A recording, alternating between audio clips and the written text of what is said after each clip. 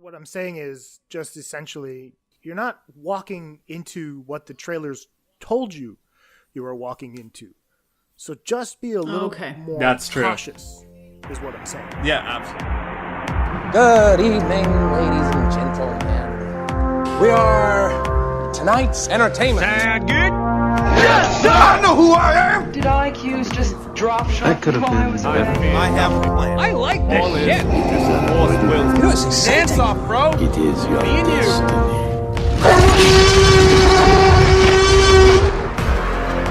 Welcome to the Atlantic Screen Connection podcast. Let the games begin. Hello and welcome to the Atlantic Screen Connection podcast with Jason and Lee. I'm Jason. I'm Lee. And today, we're going to be finishing off the second season of Atlantic Screen Connection with none other than Alien Covenant, the latest film by Ridley Scott. Sir Ridley. Sir Ridley Scott, okay. But before we get to that, I want to see how my co-host is doing. How you doing, Lee? I'm doing fine, man. The end of a season. I mean, much shorter than the previous season, obviously. There we got 8 episodes instead of 20. But I mean, if you count all the next episodes, that's like 13. That's a pretty solid chunk. So we got it's good. We did it, and we kept on theme the entire time. I'm so glad you brought that up. The theme that we had throughout the entire season was a theme that Lee had come up with in terms of monsters. The many forms of monsters. And so we started with Split. So then we had the Beast. And after that, we followed it up with John Wick, who's the Baba Yaga, form of the boogeyman. Yeah, the Baba Yaga. That's right. Logan, of course, being he was supposed to be the tortured man, human being as monster or inner turmoil or something like that. I've kind of forgotten most of it in its initial concept now, but at the time, that all made sense to me. Yeah, he's a science experiment gone wrong. He has to face his own demons. X-24 is the extension. So that's another form of the beast. Obviously, Godzilla and King Kong speak for themselves.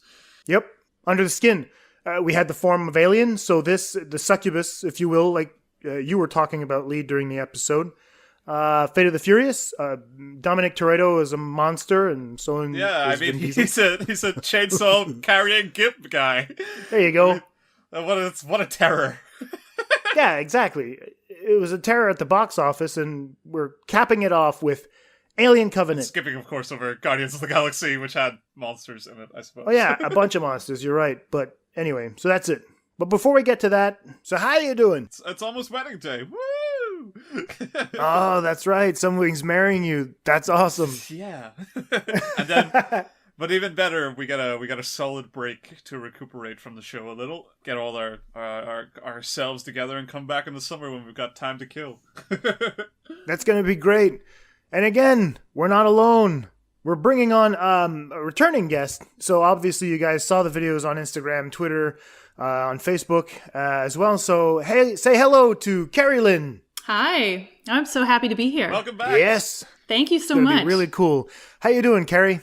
I'm really good. My first year of my PhD is under my belt. I'm into the summer session now, so I can just kind of take a load off, put my attention to other things. So it's nice. It's a nice break. Sounds great. Super cool. Yeah, it's going to be the same thing for me right now after I'm done recording this, because I spent the last couple of days reading books and writing on Alien Covenant. I have to get back down to work because I still have papers to grade. However, the end of the semester is going to be officially done soon. But that's it. Then it's going to be slowly edging toward the real summer, where I get to go out and work out almost every day, play basketball. It's going to be great fun. All right, so today is going to be a regular episode of AtlanticSC, in that all three of us are going to be approaching Ridley Scott's Alien Covenant from very specific angles.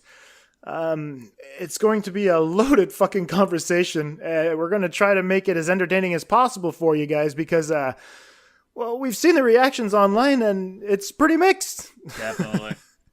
I can guarantee that most of film Twitter I've seen so far have not necessarily enjoyed the picture. But yeah, I'm really looking forward to getting into this. There's a lot of good ideas circulating around with regards to what Scott's actually doing with Prometheus and Alien Covenant, and taking over from Alien. So that's it. You guys ready to get into this? Let's do it, man. Yeah. All right, so stay tuned. We'll be back after this. Hi, everyone. This is Tim Costa. I'm Hermano da Silva. And this is Walter Vinci. And together we are the First Time Watchers podcast. Each week we choose a movie to review that none of us has seen. Watch it together. And then discuss. These movies could be new. Or old. Or on our list of shame.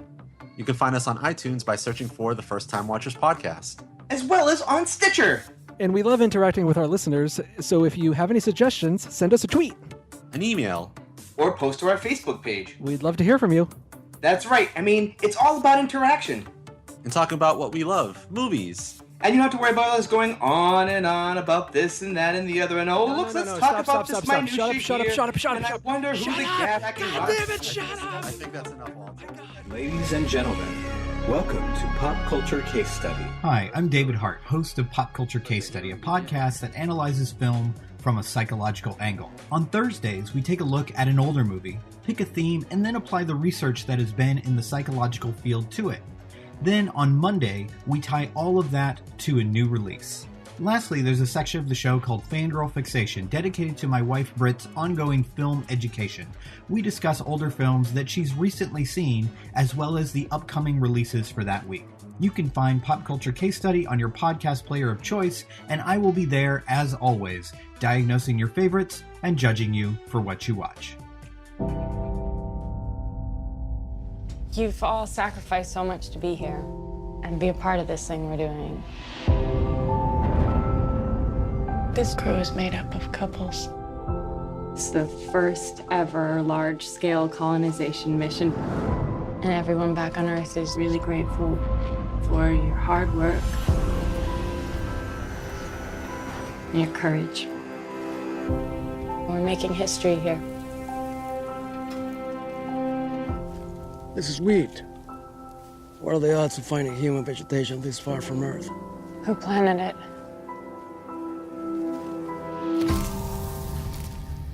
Hey, Sheila. You hear that? What? Nothing. No birds. No animals. Nothing.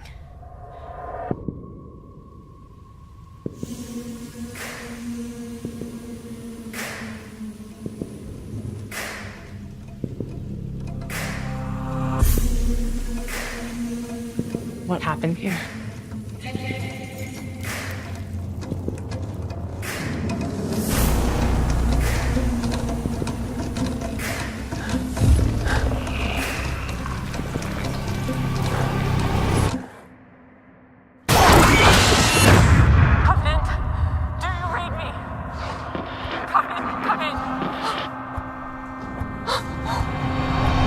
What's happening?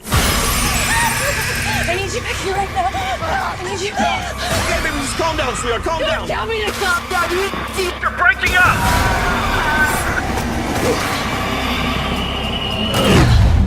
All of this is to start our new life.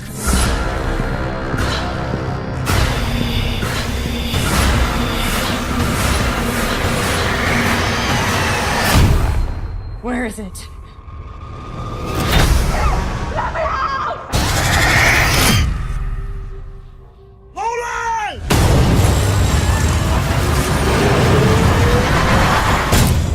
Holy.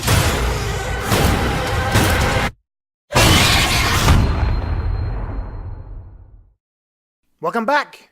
I hope you guys enjoyed the trailer for Alien Covenant, a film directed by Ridley Scott and stars Michael Fassbender again, Catherine Waterston, Danny McBride, Billy Crudup, Damien Bashir, and others. Yeah, a lot of characters you can get attached to, that's for sure. Oh, definitely, I did. All right, but before we actually get into what we thought of the film, we conducted a poll for AtlanticSC, which is really fun, and I got a lot of feedback on it. We got 140 votes, which is so fucking cool, and it's compared to the 10 or 15 votes that we usually got at the beginning of the season, so this is actually kind of cool to be like, oh, look at that, 140 people gave enough of a shit to vote in our poll, so that's kind of fun. Definitely. And I only structured it as such. Did you enjoy Alien Covenant? And the 4 possible responses were, yes, I liked it. Sure, I was entertained. Some parts, but meh. No, I didn't like it. So the results of the poll came in, and no, I didn't like it was 18%. some parts but meh, 21%. Sure, I was entertained at 26%.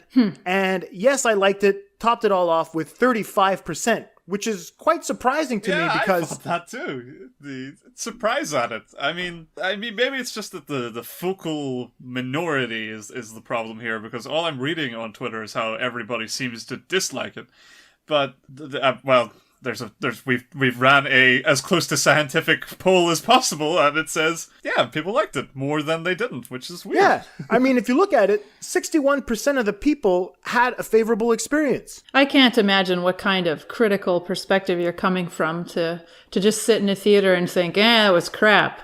Give me a break. It's got something for everybody. But I'll get back to that later. But I mean, a lot of what I've been reading about essentially is, well, I haven't. Well, you know what? That's a fucking lie.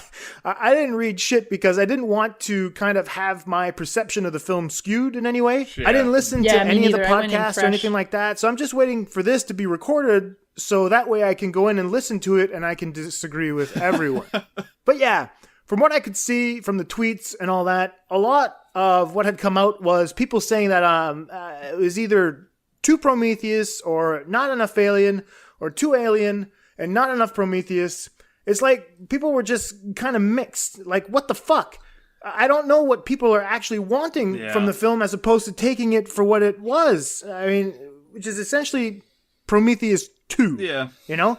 And so, I don't know. I mean, I guess a lot of critics, I think, went into it under the assumption that everybody had seen Prometheus or even knew that this film followed up from Prometheus, which is, I don't know, it seems weird that they wouldn't immediately take the standpoint as a default of just general moviegoer.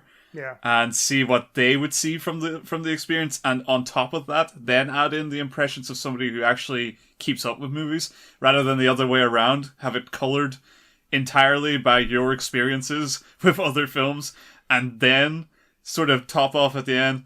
Also, maybe other people might like it, I mean, if they don't have any experience. It was great. I mean, Carrie was totally right.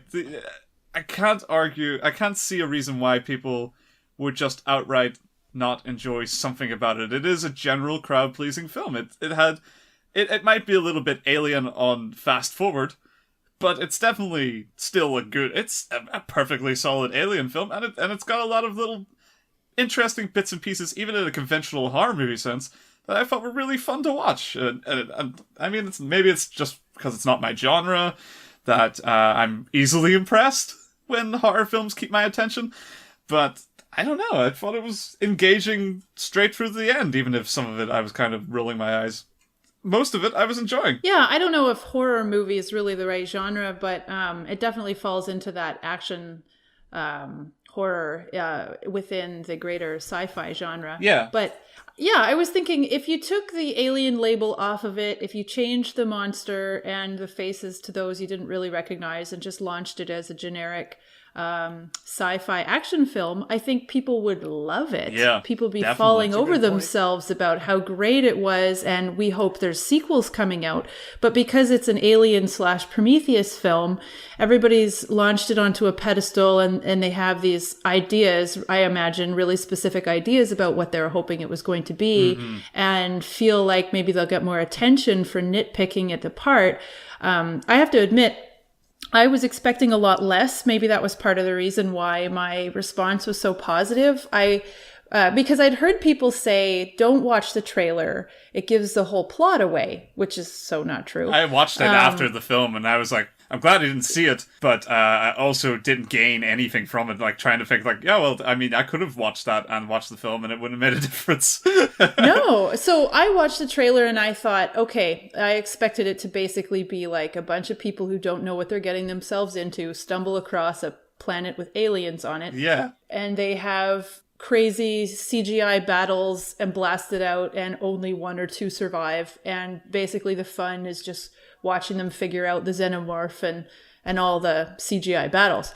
And I kind of expected that to be it. And And so, but I was prepared to enjoy it on the basis of the merits of just that, right? And then it ended up being so much more, and it has intellectual levels as well that I really feel strongly are in there, which is what I'm going to be talking about later.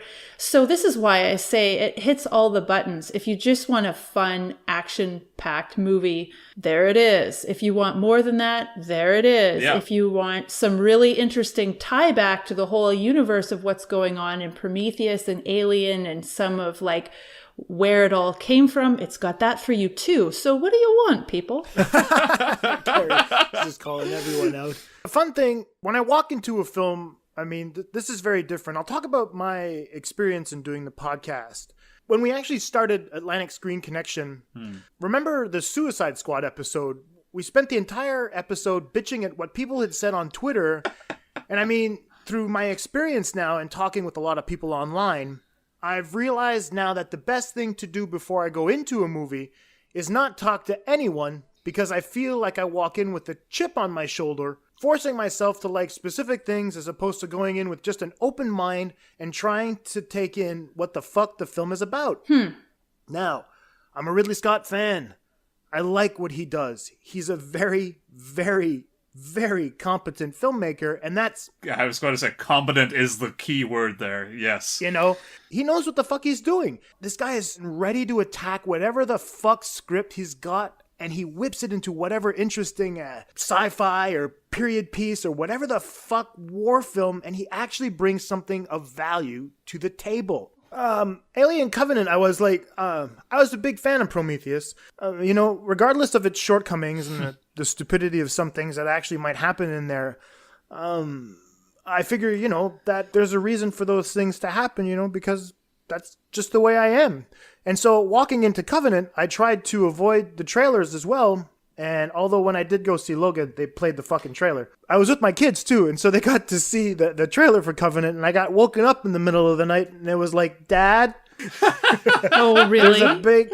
Oh, yeah, no, Allie really Oh, no, like she got that. scared just from the trailer. Wow. Yeah, so that was... I mean, like, if you've never seen the Alien and you see that one little second of it at the end of that trailer, I mean, it's still a terrifying monster. It's so funny you say that, because when I was watching Alien Covenant just recently, I think on the second time around in particular, especially when you get the black one towards the end, the old familiar guy, I was just like, oh, it's so good to see you. Come here, give me a hug. Right? Like when I texted about, like, I went to bed thinking I'd really like a xenomorph plushie. I'm not kidding. My response was like, oh, come here. Yeah, it's just funny. I don't know.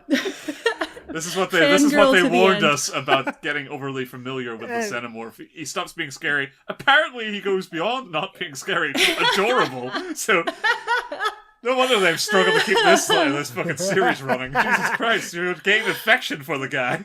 Yeah, I love him. Oh, I mean, it's Darth Vader syndrome, man. Right. It's something That's we true, grow attached to. definitely, yeah. I mean, Vader is a fucking space He's a Nazi lovable who screw-up executes these people. days. Like, oh, Vader, you goofball. But I mean, to be fair, I think that there's a lot of the reaction that's come out of a lot of the reaction that came out towards Alien Covenant is probably due to the marketing. Fox wanted to nip it in the bud. They wanted to make sure that there's an alien in this, and they put it front and center in the trailers, and you're like, yeah, but dudes, that's the last third of the film, and you kind of get it for what? Oh, by the way, spoiler alert, this is a spoiler-heavy discussion like we normally do. Alien is in Alien Covenant. We have revealed it all. I mean, he's in the trailer, but... But at the same time, it's there for what? How long is it there? 15 minutes? I think tops? if you supercut all the shots of the alien together in this film, it must be under 2 minutes. There you go. But those 2 minutes are in the fucking trailer. Maybe that's what they meant when Carrie was picking up on people saying, the trailer spoils it for you. It spoils the alien for you. The fact that the alien is there. In oh the my film god. Alien Covenant. I mean, how delusional are you if you really think they're not gonna... Maybe it's like, it's really how hurt they were from Prometheus. There was the underlying pretext that this was a prequel to Alien, and so people got it into their heads, it has to have the alien. And there was a lot of talk about that at the time. It's like, it doesn't even have alien in it. It's like, it's not fucking called Alien, and then this one's called Alien. And now they're like, I don't even know if there's going to be an alien in it. They're so I don't understand. I mean, to be people. fair, I'm so It puts me out of touch. It makes me feel out of touch when the Alien fan base is one weird community. We do not see eye to eye. It's very strange. I think that the alien in this case, this is really cool. What Scott has done anyway, in my opinion, is he shifted the focus towards David. Yeah. Which is essentially, he's 1,000 times more dangerous than the fucking alien can ever be, in my opinion. And he's the epitome of man's creativity, the mirror image of all the ambition that humanity has is embodied in David. And what does he do? He's the destructive force behind everything. And you're like, what the fuck? That's even creepier than the alien can ever be because he looks like us. That is fucked up, And he gets his ideas from us as well, so. There you go. And so I love the fact that if the trailer, they were like, fine, take the fucking alien. The movie isn't about the alien. The movie's about David. It's about the Covenant. And they kept David from us, exactly. And they kept David from us, which is fucking cool. I think that's masterful in the way Fox was like, oh, we're going to give people a misdirect. And you're like, well, you're not going to make any fucking money. But at the same time, Scott must have been like, they missed the point. That's fine. I made my movie. That's true. It was weird, the reveal in the film of David with the flares and all, when I hadn't seen... And even, we see him at the start, obviously. A cold opens with him. There it is, at the moment of his conception or something like that. And it's a great scene. But, it was kind of a wake-up call. I didn't know how I was expecting the film to start, but I do think that when the screenplay jumps to the ship in space about 5 minutes after that scene starts, that was where I thought the film was going to start. And the fact that this was so obviously addressing it from the beginning, I am the sequel to Prometheus... it took me by surprise because I don't know, I got into my head, oh, they've left that for dead. Anyway, let's move on to Alien.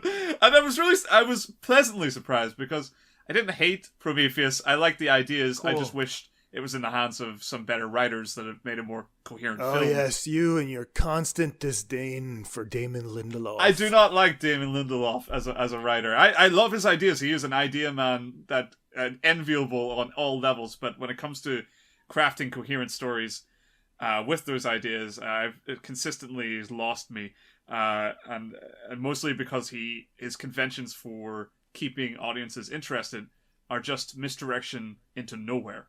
Right. And what's great about Prometheus is that if you blur the lines, you can cherry pick what you want from the film, and Covenant, the writers of this, have done a solid job taking all the good parts and working them into an Alien film. And it's very commendable as well. I said in my review that Scott must have got the damage control team from Days of Future Past, because they did some fucking miracle work. It was great. It felt like it was closer to a coherent vision that Scott might have had for Prometheus at the time. Absolutely. I think the Covenant takes the right steps with the right material, and I appreciate that Lindelof was there because his ideas are good, but there's a clear line in my head which film was the better, and there's a significant missing factor in that. I think that kind of cements it to me. Very cool. Yeah, I agree with you, Lee.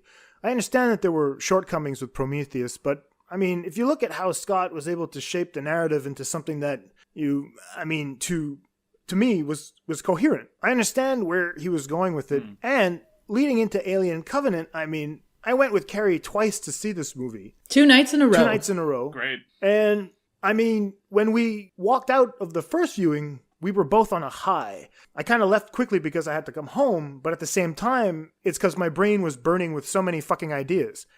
And Carrie was exploding at the brim as well. She was like, oh my God, there's so much shit in here. The beauty of it is that you caught it on tape, so we can all see it. There you go. And then after that, on the second night, Karen and I were talking almost throughout the entire film, like, did you pick up on this? And did you pick up on that? But it was really, really cool because we were able to discuss quite a bit. And the more I think about Alien Covenant, the more I believe this is a masterpiece of filmmaking. Now, before everyone goes apeshit, I understand Prometheus and Covenant, they're both flawed films in their own right, but that doesn't make them shit, okay?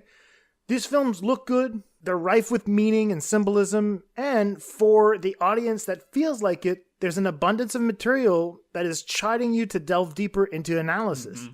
I obviously fit into that category, and the reason I do is because Ridley Scott has made more than his fair share of philosophical films. He's asked so many questions about the meaning of life, how humanity strives to find its purpose, and whether it's through religion and philosophy, science, history. You know, look at films like Gladiator and Kingdom of Heaven. Scott has navigated these systems and tried to make sense of all of them. This is a guy that's been doing this for years now, so I think we should give him the benefit of the doubt and try to look at these films for what they're actually talking about.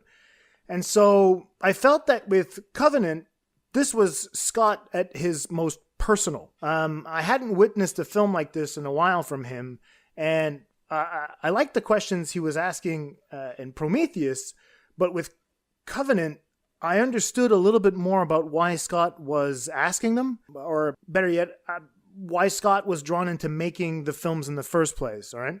Yeah, why he felt like he needed to go back to the alien pool. I mean, yeah, that's the burning question for the entire reboot or the prequel series of Alien. Why? And it does, I think, when you're coming in as film by film, you know, when we're there when it's happening rather than seeing the completed project a couple of years later, we're always going to be asking, okay, but what's the final picture? But I think with Covenant, we, as you're probably going to get into, we're seeing a little bit of that jigsaw puzzle come together, and we're seeing some significant things that he is trying to get to. And it is very much becoming something worthwhile to invest time and effort into, and I think very easily we could be talking about this years from now, still appreciative of what constantly is shifting behind the scenes of his work in this universe. Absolutely. And before we get into that, what you're talking about, this idea of shifting, I want to contextualize Alien, the 1979 film, first. Because whenever I look up comments on Alien, and I remember I saw like Mark Kermode was talking about Alien at one point, and it's funny because the first thing that comes from all the comments that I've seen is that Alien is a film about space truckers that encounter an alien life form, and what we witness is essentially their fight for survival. Yeah. Fine. Sure. Okay, that's the basic premise. If you want to see it that way. But I mean, if you read the abundance of literature on the film, you start piecing together themes that are related to nihilism, to religion, social class structures, difficulty for equal wages for non-unionized workers, gender equality, fear of the other. There's fear of computer technology. There's the taboos surrounding sex, sexual orientation, and desire, and many of the subversions, anyway, that are in the film. Now, all of that was going on in society at the time Scott made the film. Now, no matter if Scott consciously or unconsciously added those aspects to the film, people have been able to extract that information. So, sure, you can see it as a monster movie in space involving truckers, but where's the fun in that? Well, but that's because we're people that enjoy taking a literary analysis kind of perspective on things, right? So I would agree with anybody that, you know, you can enjoy Frankenstein, Alien, you name it. You can just enjoy it on the level of the exciting tale that it is. But for really well-told stories, you have that subtext of much more intellectual things going on, right? And Ridley Scott is that good. And so those subtexts are here. Yeah, definitely. And that kind of leads me, as I was piecing this together, there's obviously a clear difference in what's being discussed in the first Alien film and what's being discussed in Prometheus and Alien Covenant. And so I took the time to think about it. And to me, I've come to realize that the first Alien film is an exercise in extroversion. So basically, Scott commenting on the society in which he's living, whereas Prometheus and Alien Covenant are exercises in introversion. Essentially what Scott is dealing with personally. And how I came to that conclusion is that there are 38 years that separate the films. Right. I mean, Scott's turning 80 this year. So with all that, well, may he live forever. In a way, he might through the films, and we'll get into that in a little bit. It'll be cool. And I think that with all the questions relating, again, to philosophy, religion, science, creation, heaven, hell, meeting the maker, if there is one, life, death, all this has had me thinking that Prometheus, Alien Covenant, and whatever Scott has in store for his next installments, these films are all very personal films. that find Scott contemplating his own mortality. And whether or not any of the mythologies we choose to believe have any validity. And the fucked up thing is that it got me thinking so much that I went out and bought 2 books in order to prepare for the episode. Sweet God. I just read books I already owned. I didn't buy shit. I know. Oh no, I was a Kindle score. Like, oh my God, if Scott's contemplating his own death, what does that mean? I have to look up. It's time to panic. I've been reading about death for the past 2 days. It's really interesting because I'm like, oh well, at least I'll be prepared for my own eventually. I haven't read through them completely. I managed to get through roughly half of each book, and I think that if you want to gain a little bit more insight as to what is going on in Prometheus and Covenant, you might want to read these books. So I started reading Ernest Becker's The Denial of Death and Solomon Greenberg and Pazinski's The Worm at the Core on the role of death in life. Now, Becker's book details why people refuse to accept their own mortality, going into the reasoning that people stay alive solely because of their fear of death, and how people seek immortality in a variety of ways, including religion and procreation, etc., a bunch of stuff. And I went on to read a little bit more of an article by Jonathan Young of Coventry University that was published in The Conversation entitled, Why Contemplating Death Changes the Way You Think, in which he basically summarizes the other book I mentioned entitled The Worm at the Core on the role of death in life. Jung discusses how in recent years there has been a push toward making conversation about death less taboo. They opened up in Switzerland, which I picked up in the article, death cafes where people can actually go and talk about their mortality with people that are kind of going through that similar thing. These aren't necessarily old people. They could be young people talking to old people. And it's kind of interesting because it's not something we normally talk about. I mean, even George Carlin was mentioning this. There's a fear of death in our society. And so among other points Jung raises is what happens to people when they're confronted with their own mortality. And I'm going to read a long quote from the article, and then we'll get into what this means for Alien Covenant. Right. And so the quote reads, "Being reminded of death strengthens our ties to the groups we belong to the detriment of those who are different from us. Reminders of death also affect our political and religious beliefs in interesting ways. On the one hand, they polarize us. Political liberals become more liberal, while conservatives become more conservative. Similarly, religious people tend to assert their beliefs more fervently, while non-religious people disavow more. According to many theorists, reminders of death compel us to seek immortality. Many religions offer literal immortality, but our secular affiliations, such as our nation states and ethnic groups, can provide symbolic immortality. These groups and their traditions are part of who we are, and they outlive us. So defending our cultural norms can boost our sense of belonging. Consistent with this interpretation, researchers have also found that reminders of death increase our desire for fame and for children, both of which are commonly associated with symbolic immortality. It turns out that we do want to be immortalized through our work and our DNA. Now, what all this means is that you can find all this at play in both Prometheus and Covenant. Scott, in my opinion, has fractured himself into Wayland and David. Wayland is mortal and is aware of it, and in Prometheus he says he wants to meet the engineers in order to extend his life, so find immortality. We find this same train of thought at the beginning of Covenant when Wayland is talking to David and explaining that he's created the perfect son in David, the only version of immortality he can have. So in all this self-reflection, Scott, in my opinion anyway, has repurposed the xenomorph as the embodiment of death itself. It's Scott's anxiety towards death materialized, if that makes any sense at all. Yeah, that makes a lot of sense. I mean, it's I could say that's my embodiment of death. Well, and you're also you're pointing to what I think are some of the most important themes in Covenant, and Prometheus hints at them, but you don't realize how central they are until Covenant. So I think you've got it right on. Until a good screenwriter gets their hands on them. I'm sorry, Lindelof, but I don't hate you that much. I'm only kidding. We'll give him a follow on Twitter. See if he follows back. Yeah.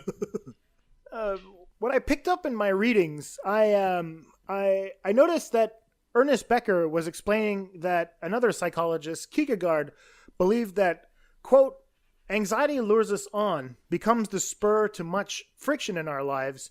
We enter symbiotic relationships in order to get the security we need, in order to get the relief from our anxieties, our aloneness, and helplessness.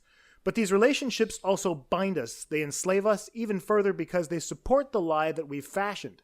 So we strain against them in order to be more free. Now, Becker calls this the transference of terror, or the taming of terror. He uses both. And the symbiotic relationship Scott has with death at this point can be expressed in this quote. Realistically, the universe contains overwhelming power. Beyond ourselves, we sense chaos. We can't do much about this unbelievable power except for one thing.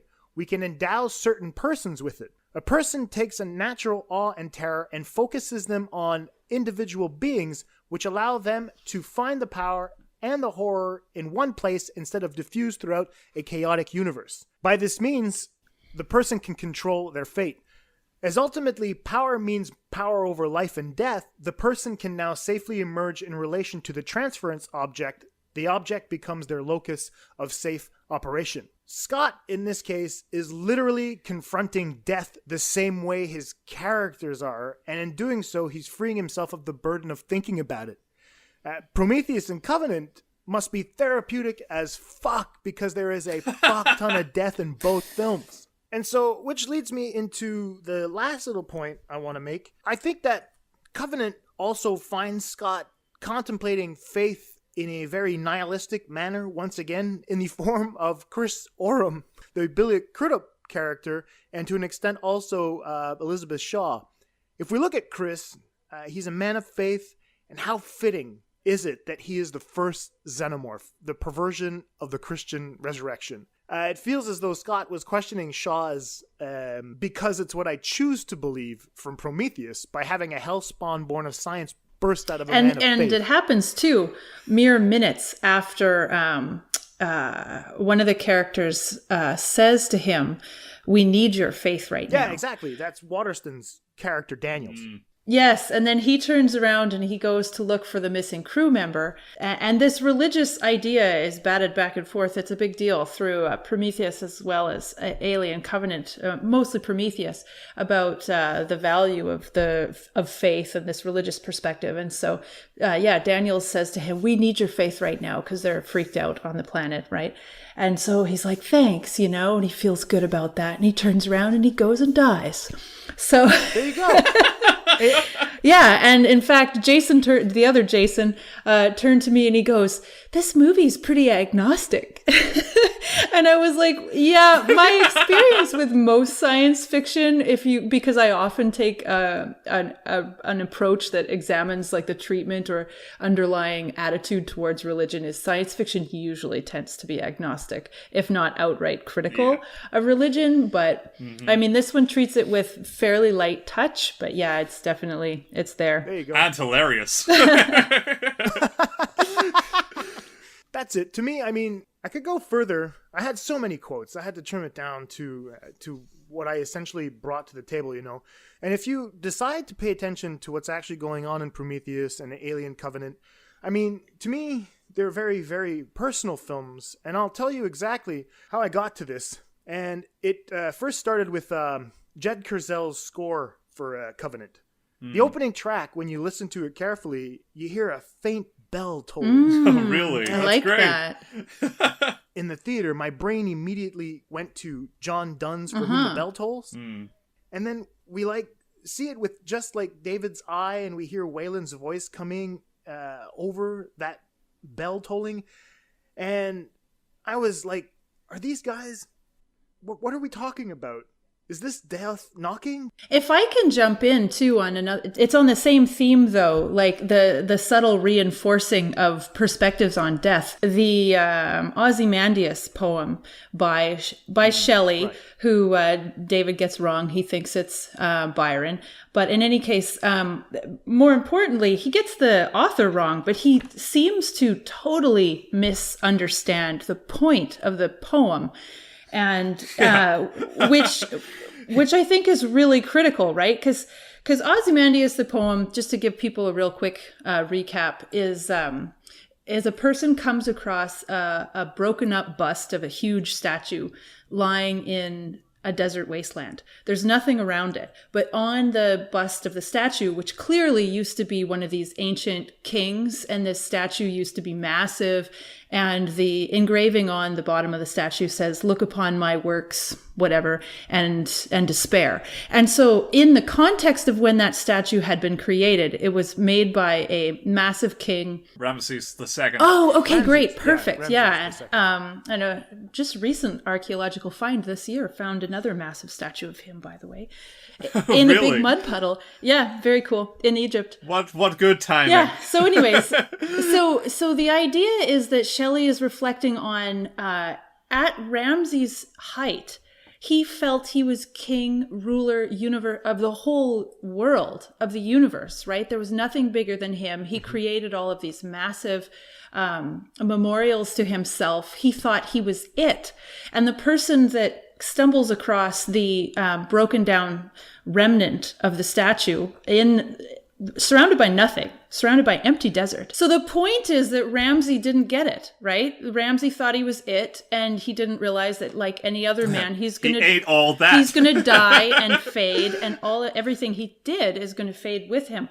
And so David totally misses that, because he's looking down upon his works, and he's saying, "Oh, it's magnificent, I am Ozymandias," basically. And it's like, dude, you don't get it. Ozymandias ends up a nobody in the sand. And he clearly isn't getting that, because when he's referring to that poem, he just sees himself as the big king. Absolutely. But that's it. I'm going to finish off there. I know, with For Whom the Bell Tolls, I thought that how both facets of Scott were being metaphorically put one against the other in the opening sequence.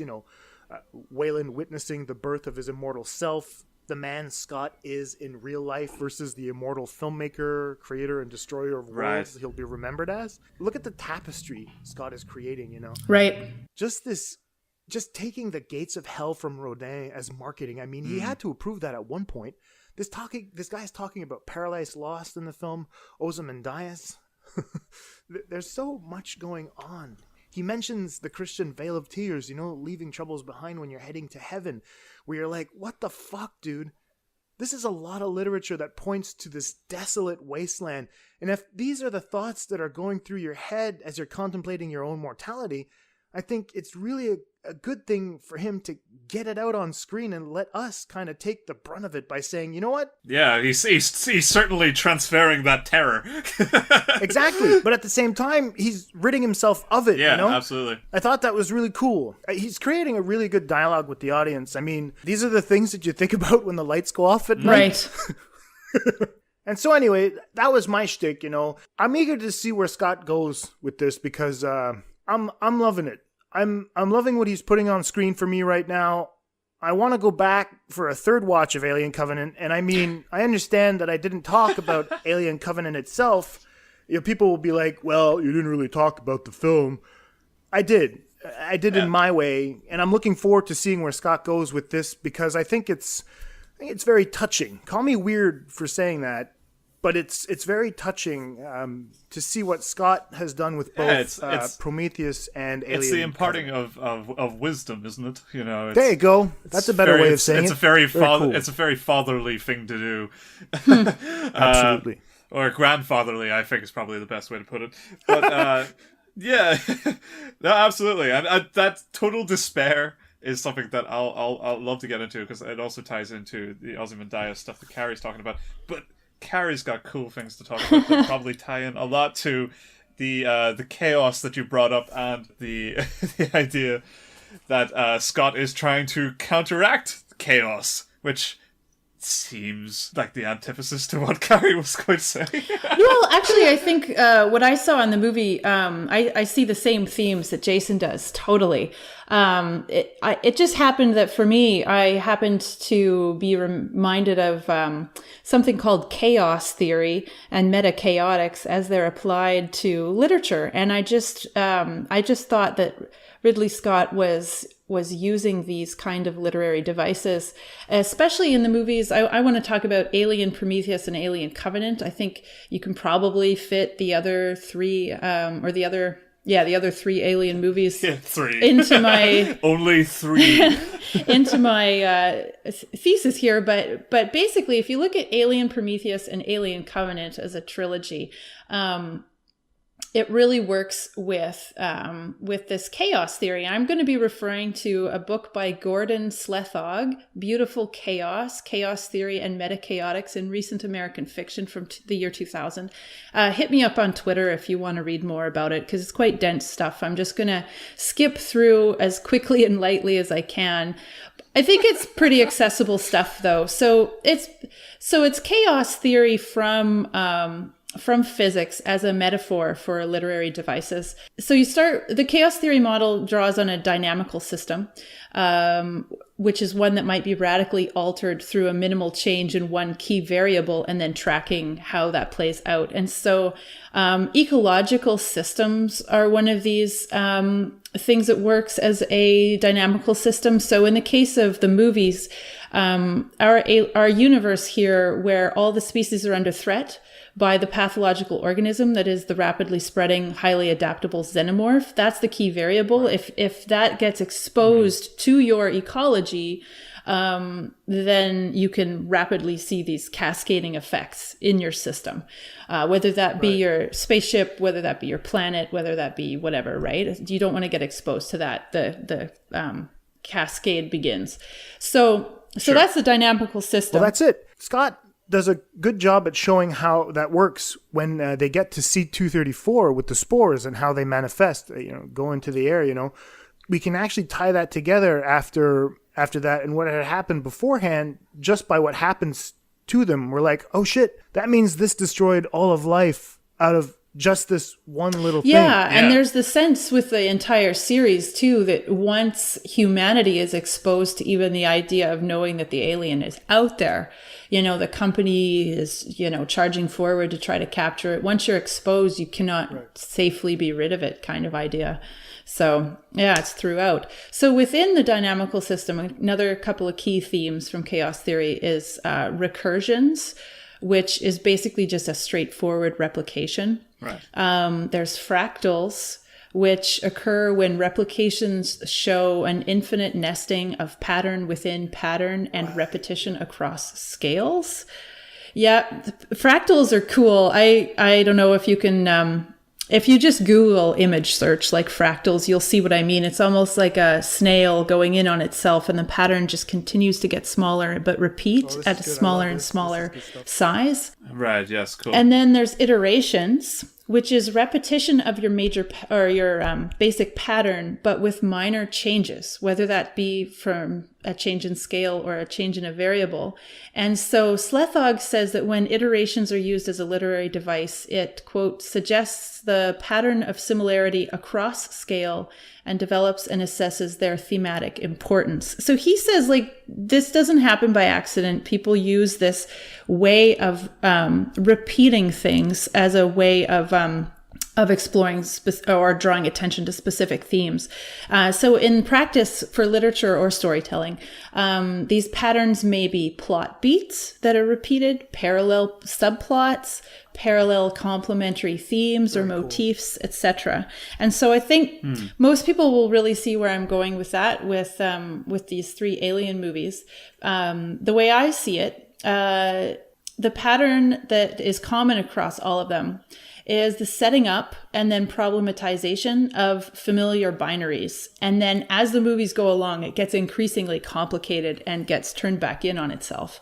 So basically, for the first movie, Alien, it stays pretty basic. The binaries are the genders, male and female, and they're kind of subverted in the fact that you've got a brave female hero / survivor. She keeps her cool. You also have a male birth. For Prometheus, it starts to get a little bit more complicated, but it's still pretty basic stuff. It's between religion and science and nature versus technology. You can almost argue those aren't even 2 different things. But so religion is represented in the character of Dr. Elizabeth Shaw in particular in Prometheus. because she makes that comment about I choose to believe, and she's characterized as being somebody who is what do they call her? Fanatic. So she sees the cave paintings. She's got faith that it's almost like a godlike creator species that is sending a message to them. She chooses to believe that. There's one character that comments, "You're willing to discount 3 centuries of Darwinism?" And she says, "Yes, because it's what I choose to believe." So that's the familiar, the evolution versus religion kind of pairing. And even towards the end, when things go really bad after the disaster, she tells David, "After all this, I still believe." And it cuts just before his maniacal laugh. So as much as she represents religion, this dichotomy is problematized because, for one thing, Dr. Shaw herself is a scientist. So she doesn't really represent total religion. And although she has a religious-like faith that she's found a map left by her creators, the creators are aliens utilizing technology to create, which is why it's, emphasized especially by the fact that they're called engineers. So even though these are religious tropes, it's still totally removed from religion and it actually still resides with science. So I think that's how Scott is kind of setting up the binary. He's using all of these comments by the characters to draw our attention to these ideas, but it's still not really, it's problematized. It's not really leaving the realm of science. The other binary that I think is present in all of them, but Prometheus kind of draws out, is the binary between nature and technology. This is especially evident in the siblings because Miss Vickers and David are set up as siblings.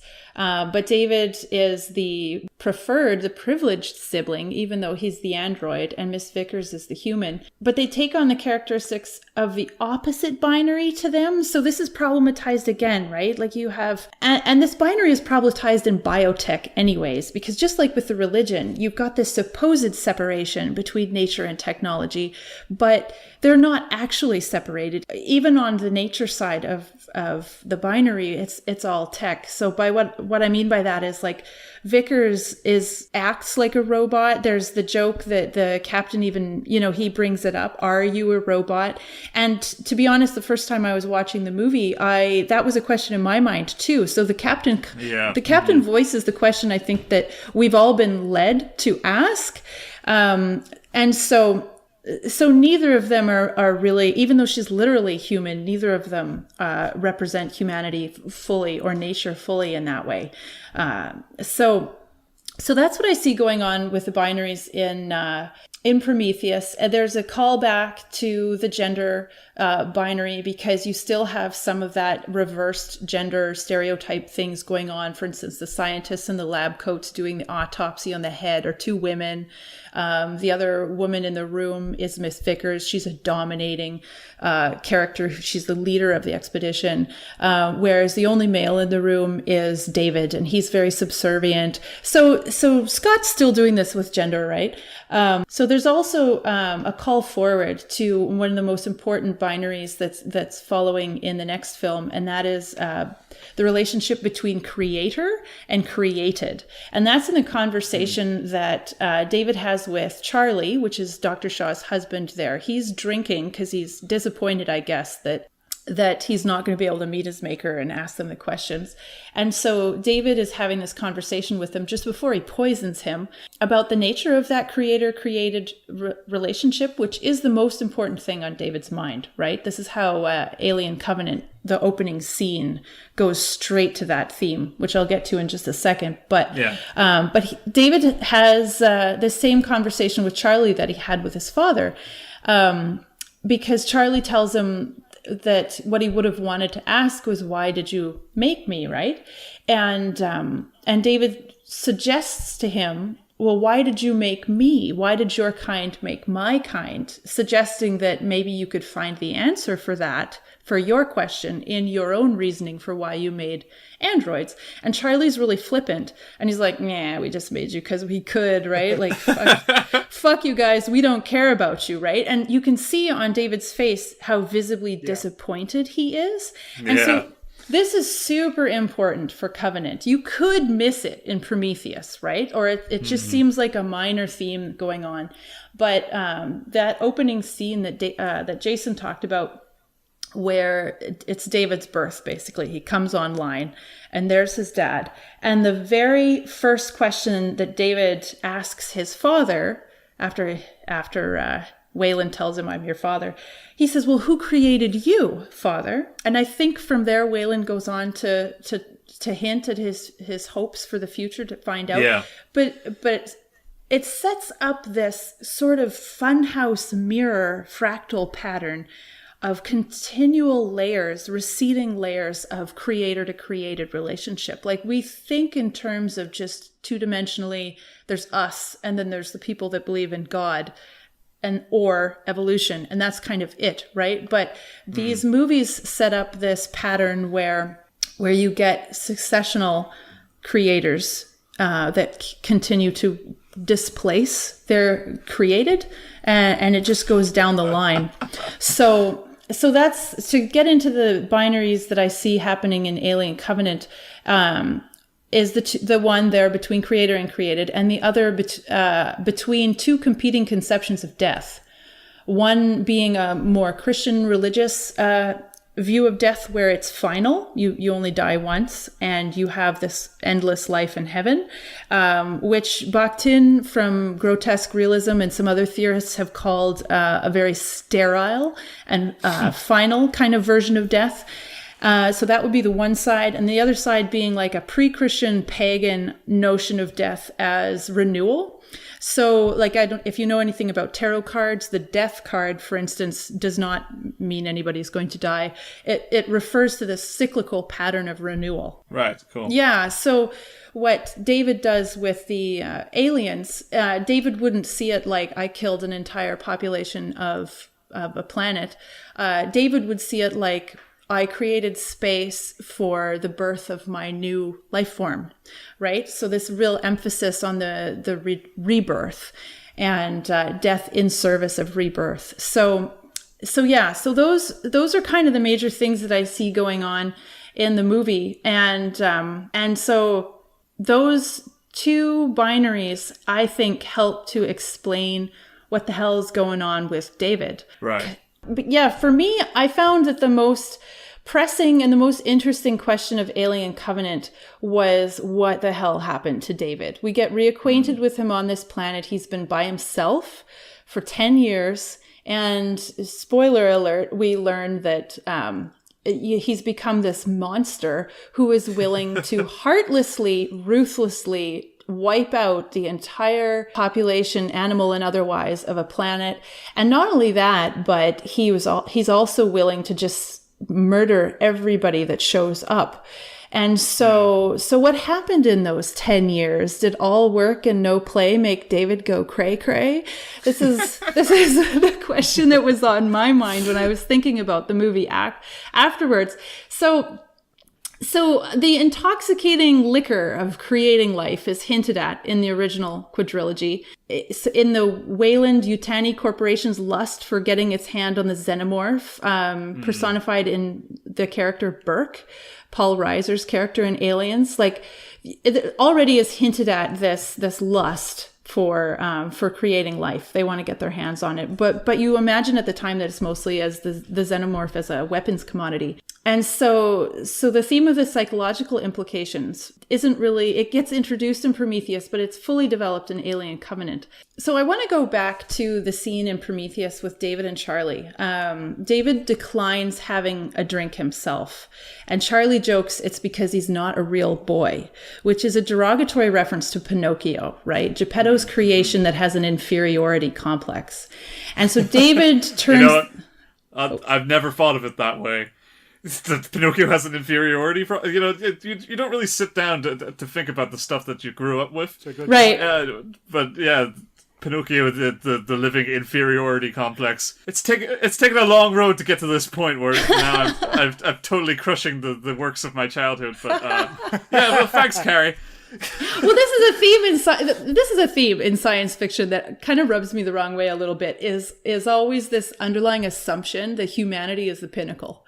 And because in Star Trek too, anytime we run into like alien life forms, they're always like, you humans, you're really fill in the blank. But it's always like an adoration that, oh my gosh, you humans are just so creative. You're so this, you're so resilient. We're always patting ourselves on the back that we're the pinnacle, and those who are not human are just dying to be human. And so, and which is certainly the case with Pinocchio, right? And it's also Charlie's assumption that that David is suffering from this same kind of inferiority.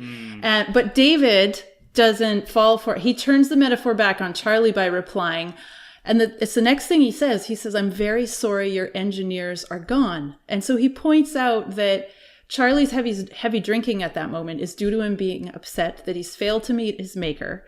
And so David is pointing out the parallel between their psychological responses to their respective creators. And he's essentially asserting, you're no better than me, man. Like you're a Pinocchio as well, right?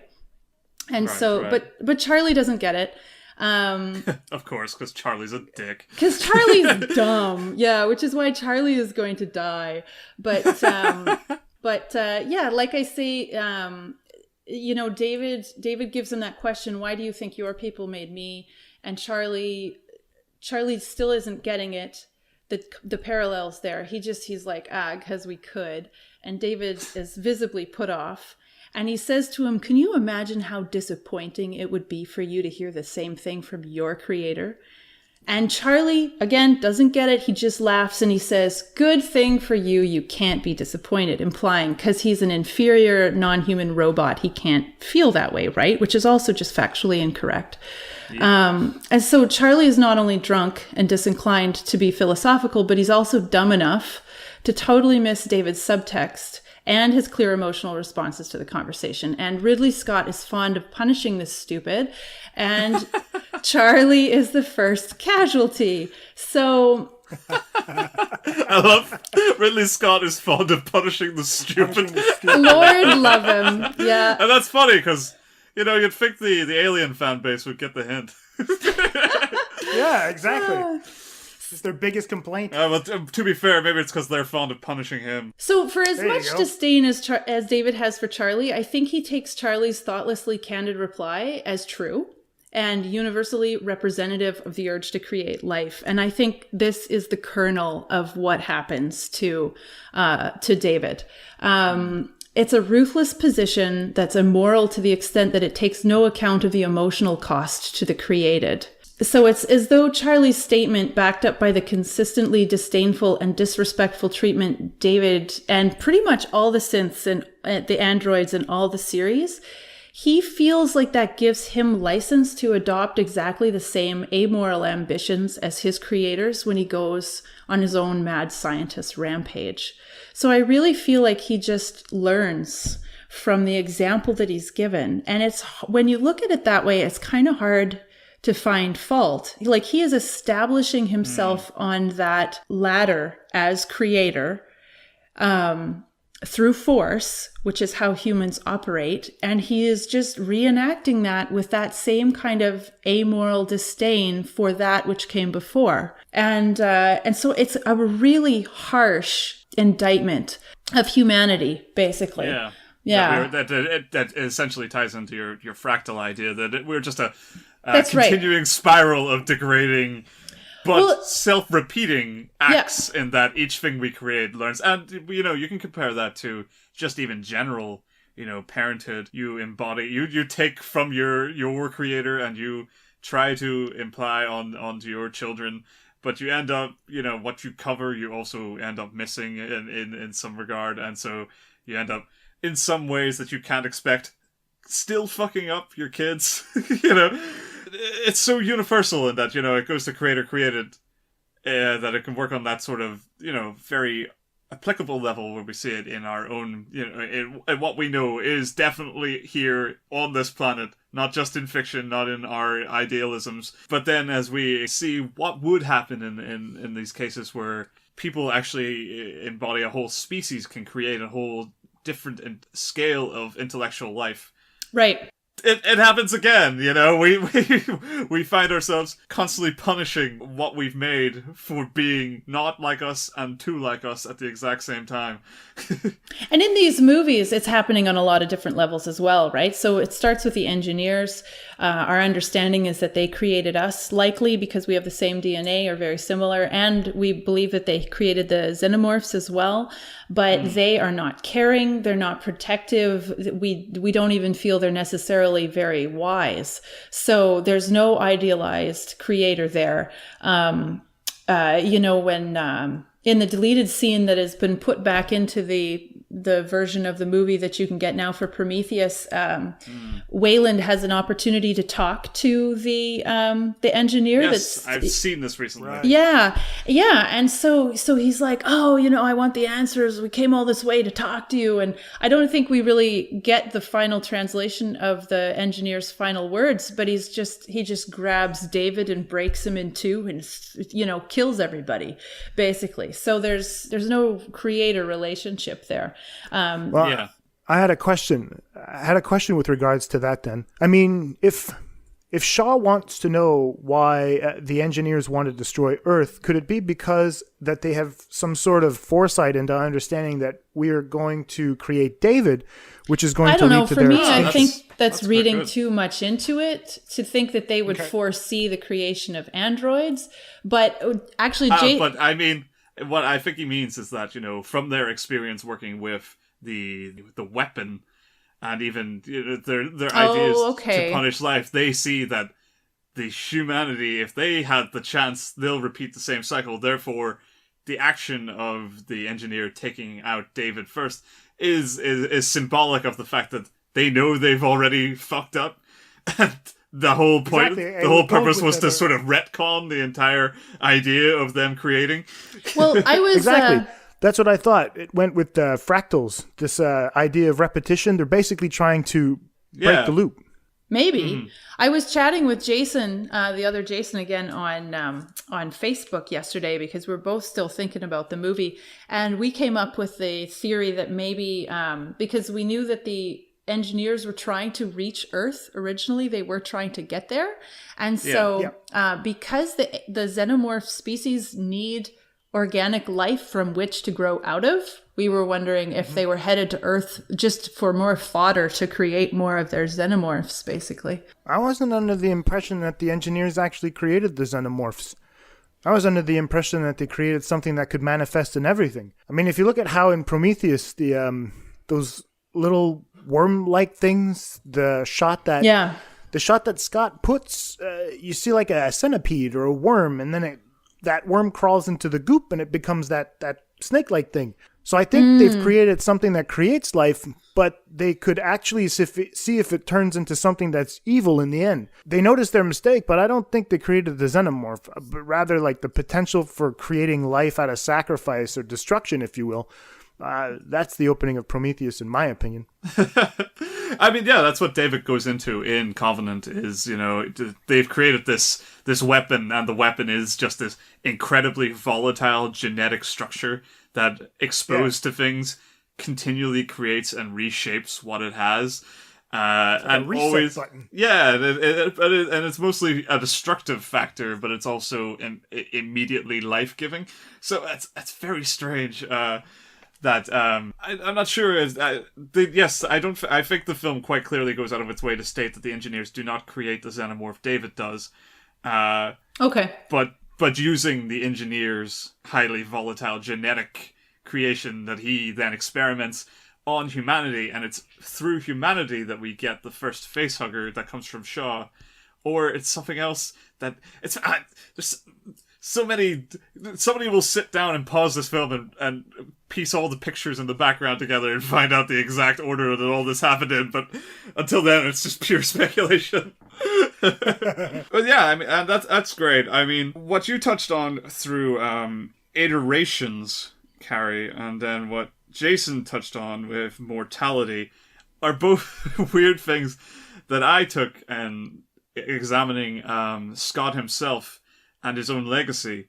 And it's something that it was just a sort of natural progression from having watched the film a couple of things that I picked up on, and it does tie into a lot of what has already been said. So we don't have to repeat ourselves too many times when we go to Ozymandias or the original Alien. So what I was looking at and what captured my attention in the film on the first watch was the themes of play. The two themes. One was the dialogues between David and Walter. Obviously, immediately catching in the film because it's where the crux of the philosophy is.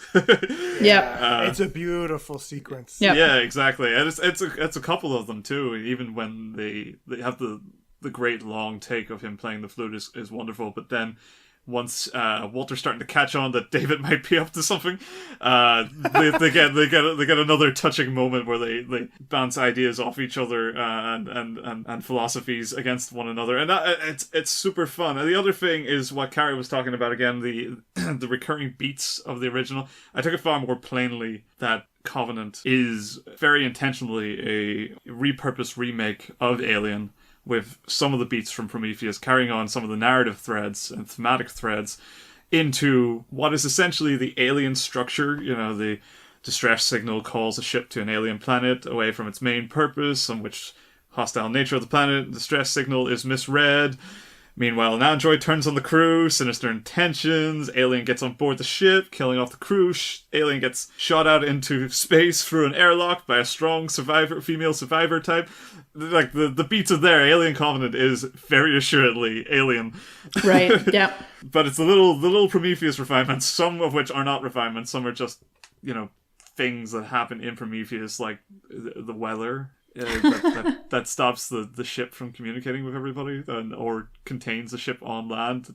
That happened again, but also things like the philosophy from Prometheus that Jason was mostly looking into, and we get the mutations, and of course everyone's favorite terrible radio equipment where no one else can talk to each other. That came back from Prometheus. That. Maybe that was a problem in the original Alien. It's been a while since I watched it, that people were like shouting at microphones and nobody could hear each other.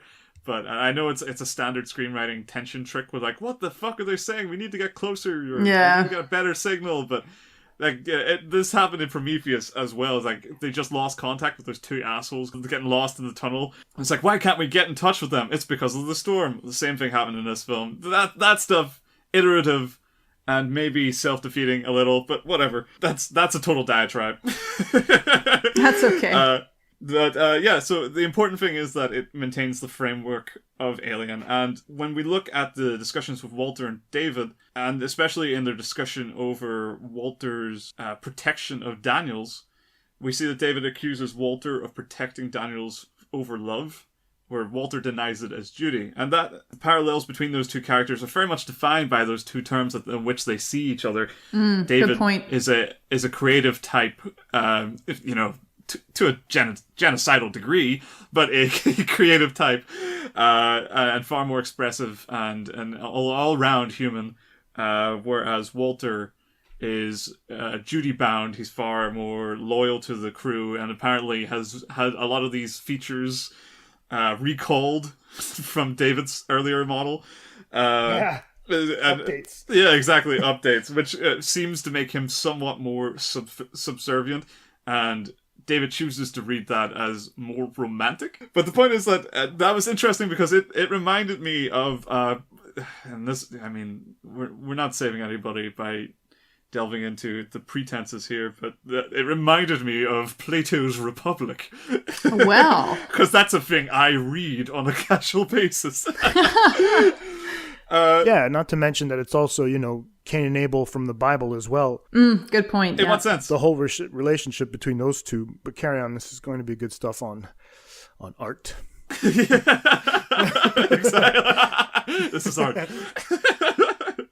Yeah, but well, anyway. So I mean, a quick rundown of Republic for those who have never heard of it is that it's one of Plato's Socratic dialogues in which he embodies the voice of his old teacher Socrates. In most of these dialogues, he plays Socrates as a character who goes out and just sort of starts conversations with certain, usually figures of the time, and sort of debates understandings of how society runs, or philosophy, or education and mathematics. And Republic is deemed one of his better, or probably greatest one, in which Socrates in this is set on creating or establishing a ideal city-state, essentially a utopian society. And the dialogue is mostly about understanding what should and should not be permitted into the city. And in that, they discuss a lot of things, especially in one important part to this conversation, they discuss education and what should be permitted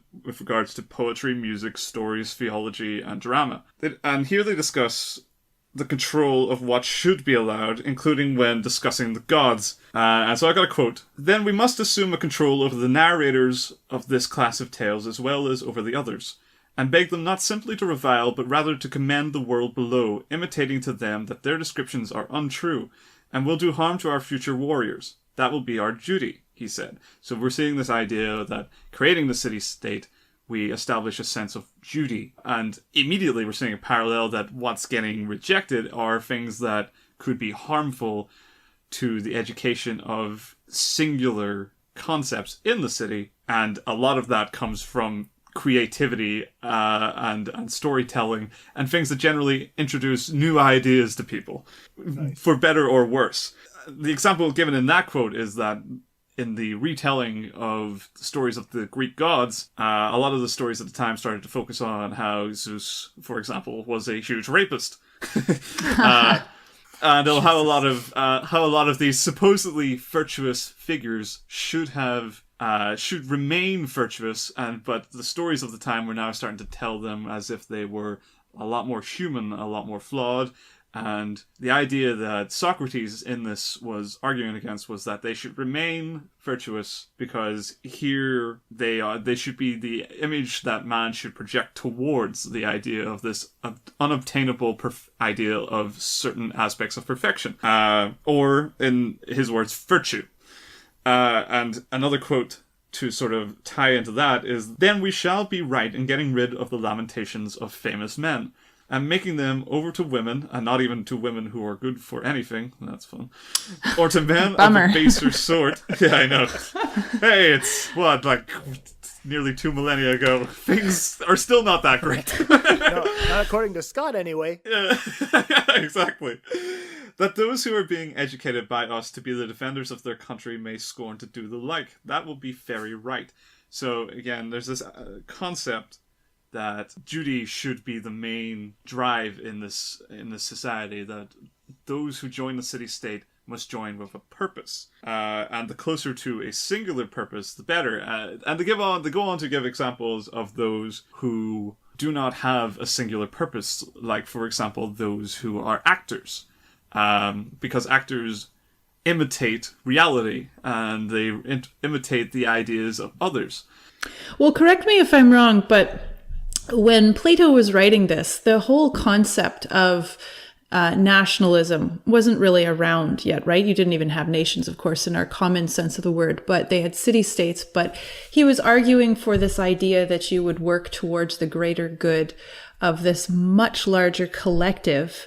And that was fairly new, wasn't it? And so he's basically arguing that duty is the glue that holds these larger, more civilized, organized societies together. General subservience and all having your place, absolutely. But I mean, it's interesting because, yes, duty, that's exactly what Plato was getting at. With the evolution of Christianity, you'll have Jesus basically, his message was love one another as I have. Oh, good point. So you have that love versus duty. Yes, absolutely. There's that Christian versus pagan kind of perspective again. Absolutely. But then the religion became duty in itself. You know, we judiciously follow the doctrines that are laid out for us if you're a religious person. And I mean, well, think of the irony anyway, in that this is Plato laying out these rules of this ideal quote unquote city-state, but he's doing it through creative writing. You know, this is a drama, essentially. It's a dialogue. So the self-awareness that he's writing this is that without this, he can't get across these ideas. But once they create the city, this idea will be outlawed, much like the rest. Right. And it ties. It goes layers into layers on how these forms contain truth in them, and it is more about the impact this truth will have on society. And as they discuss the idea that one person should only be perfectly good at one thing and not distill their talents and knowledge over multiple areas, as another person should be able to do that, like who should know better about medicine than a physician? Right. You know, no one. So therefore, only the physician should deal with medicine. He's talking about social engineering then, 2,000 years. Yeah. Yeah. Isn't that fascinating? That's right? amazing. Fantastic. And what's great about, what's interesting about the way he foresees it is that he understands that for that to work, ultimately there has to be somebody at the top of the chain who breaks the rules, is the person who deems what is knowledgeable for everyone, because there is one person whose job it is to be knowledgeable of all things. And so there's this idea of a philosopher king. And he goes into this in this quote, is like, and again, truth should be highly valued. If, as we were saying, a lie is useless to the gods and useful only as a medicine to men, then the use of such medicines should be restricted to physicians. So essentially what he's saying there is that there's a person whose role it is to know what the lies are and what the truth is, and that to shape the society. So there's duty, but at the core of it, interestingly, paradoxically almost, there needs to be an assertion of somebody who foresees art and takes what's useful about it to adapt to the society, but everybody else is subservient in their singular roles. I mean, that's probably maybe going too far regarding where we're going to come back into Covenant here.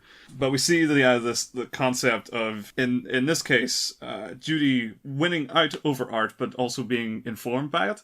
Oh, yeah, nice. Art is forbidden, but it, at the same time, is required on some level. Just not the basis of the society, just an informative factor into the society. So it's interesting here to reflect back on Scott and his position as surrogate father of the Alien franchise, because let's not forget that he was not the only hand that has crafted this. In fact, in the original Alien, he came in a little later than most of the writing process. He followed it all away, but he's definitely one of many hands. And trying to rip everyone off as he went. Of course. He is a shrewd businessman, and we cannot deny it. I mean, fucking Scott Free is one of the most prominent production companies going around these days. And that's not because he doesn't know how to deal with money. He's in the unique position of a director-producer of the franchise that made his name, essentially, back in the day, and can so govern the truth here. And that's interesting. He has now become the philosopher king of the series, and he's choosing the direction of the films after long having no control of the direction of the series. So here he takes the role of this philosopher king and can cherry pick what elements should be kept and what should be removed before continuing on with his legacy. And that's what's so interesting about the structure being so close to the original Alien, because we essentially get the same story, but the details have been changed and altered in line with a new vision. One that attempts to distill the essentials of the original while incorporating what Ridley would likely deem truth into the franchise. And what would the truth be in this case? Well, it would be David winning out over the crew and Walter by the end. And through that we see, almost paradoxically, that art is favored over duty according to the film because, David's the successor. But maybe he's just doubling down on the dangers of art, as Plato laid them out, and he's actually following through with the idea of the Republic outlining the creative side of things. And so there are maybe a million ways to interpret this, and we can go on for an age, but I found the most interesting to be that when thinking about Scott's intentions with the franchise as a whole, right, as we were talking about earlier, why come back to Alien after being away for so long? And I think the hint that keeps it all together is Ozymandias. And I mean, the look on my works, ye mighty in despair line, it makes almost for a cruel joke in the poem. Yeah. As his empire is now nothing but sand, save for the lone statue. And so Ridley, he kind of, by trying this in, he's maybe looking at entropy here almost. Yep. Another term from chaos theory. There you go. Of course. You see what I'm saying about this whole kind of tying in together? Mm-hmm. All these constant threads. It's like, what was that thing, Jason, you did for Magnolia? Was it thread structure? Yep, thread structure. Yeah, and all these combinations. But, it's something a little more contained than that because we're clearly just recycling the same material. Don't tell anybody. Yeah, so... Yeah.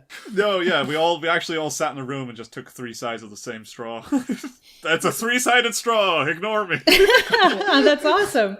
That's incredible. That's the hashtag for this episode. 3-sided straw. So we look at entropy and this inevitability of our demise at the hands of history and the deterioration of our work through time, no matter how grand, which we see in Ozymandias. And how could you not look at Scott and his allusion to his own legacy? I mean, consider what happened to the Alien franchise when it left his guide. It got a good twist as an action blockbuster, but after that, its form twisted and twisted until it was basically a pale imitation of itself, which, by the way, imitation theory, not only just tying into what Carrie was talking about, in that imitation plays into as a core structure of chaos theory, but also imitation of forms is another long, winding theory that Plato goes into, in that each imitation from the imagined or perfect, which we have never seen, of an object is a second degrade in value. Right. And I mean, we can go. Not going to go into it because we don't have time, but it would be fun, in theory. Yeah. So the Alien franchise slowly loses its way, distorted by the hands of others, which we can see explored in Covenant as the mutant experiments created by David, right? Who also is taking control of the works of others and distorting them. So linking that into Republic, we see the loss of virtue in the initial interpretation by the hands of others who only dabble in the form. These are the things that the Republic was trying to block out.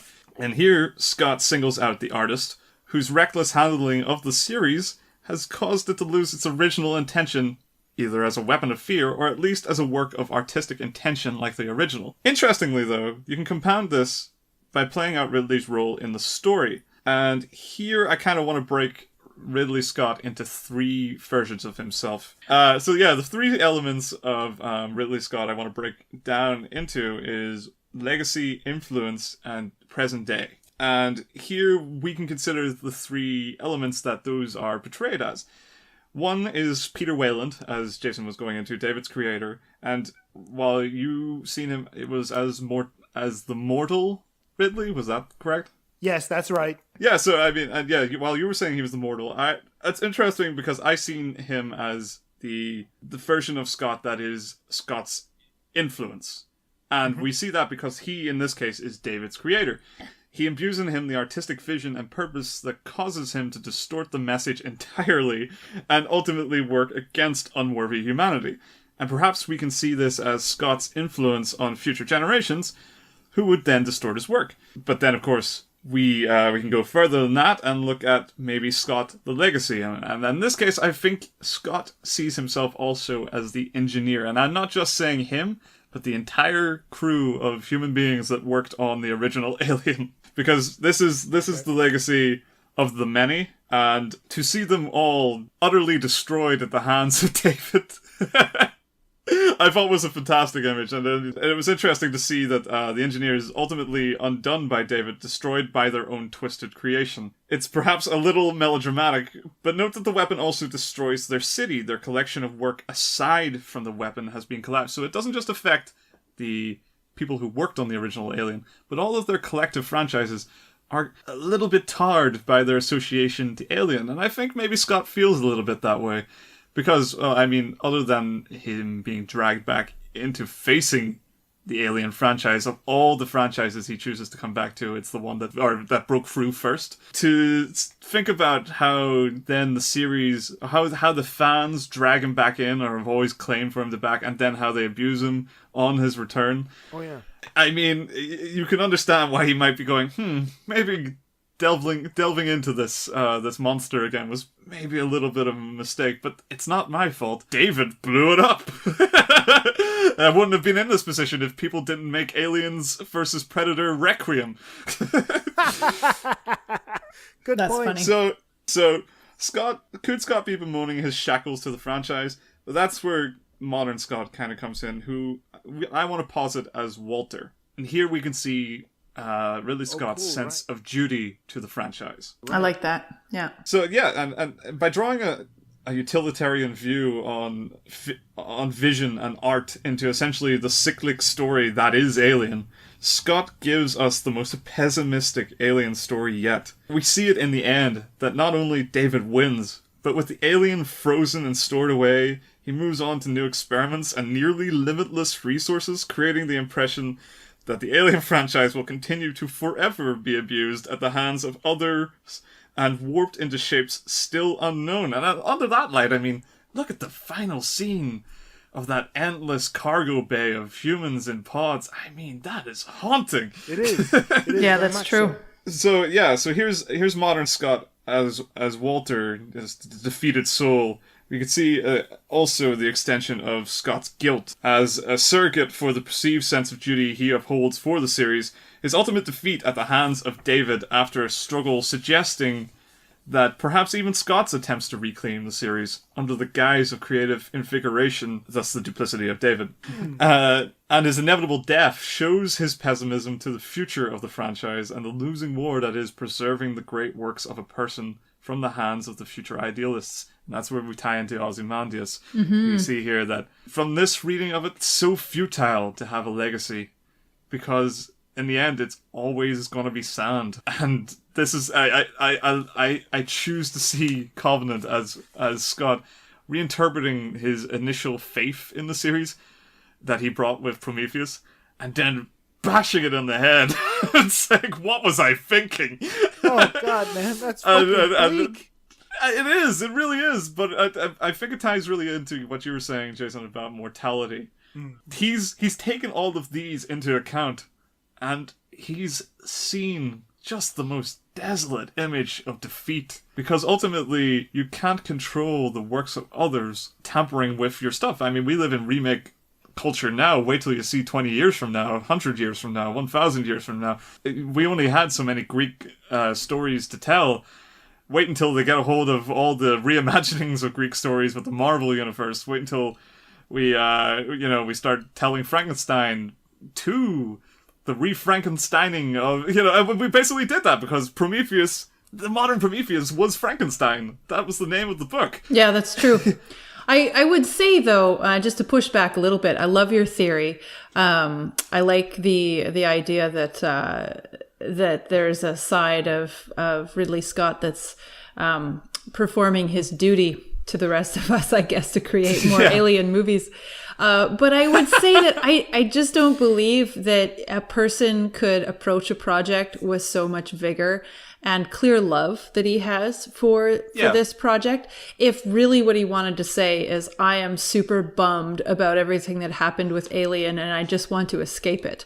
You know what I mean? You don't escape it by making yet more movies that open up a wide avenue to a whole lot more sequels to come. So well, I think that I don't want to argue with your theory. I think you're bang on and you make excellent points, but I really don't think he's despairing quite that much about his work or really is that pessimistic about what the rest of the sequels will be. Sure. I mean, it's interesting because if we want to take a mildly more positive twist on it, we could see it like Jason was saying about the death cafes. I mean, this is just, grandfathering mortality. And, ultimately admitting on some level that maybe working towards legacy is a bit of a futile endeavor is probably going to do us some good, because it will maybe take ourselves a little less seriously and, maybe just enjoy a stupid sci-fi movie where an alien kills people. That was where I was getting at this whole time. That whole long lecture, it was about me just telling people to cheer up and enjoy Alien Covenant. Was that where you were going? Because it was a little... No, I'm totally improvising. I'm taking the piss. I think it ties in nice and neatly what you said. But I mean, I love the fact that the show is going to be structured according to how Alien Covenant is structured as well, which is essentially a palindrome, where after the prologue, you'll have Walter in the ship at the beginning going through the motions, checking embryos, waking people up, and then he'll meet David in the middle, and then you'll have that other aspect where, David at the end, who's also chucking embryos back in and putting people to sleep. So, we have this coming full circle, which is kind of interesting. We're having that mirror image that Carrie, the repetition that Carrie was talking about as well. Yeah, absolutely. And I love the arc we've built for David, where he started off as a view into Ridley Scott's immortality, then with Carrie, his gradual decline into madness, and then with me, the harbinger of death for us all. So I mean, there you go. It's not so great for David.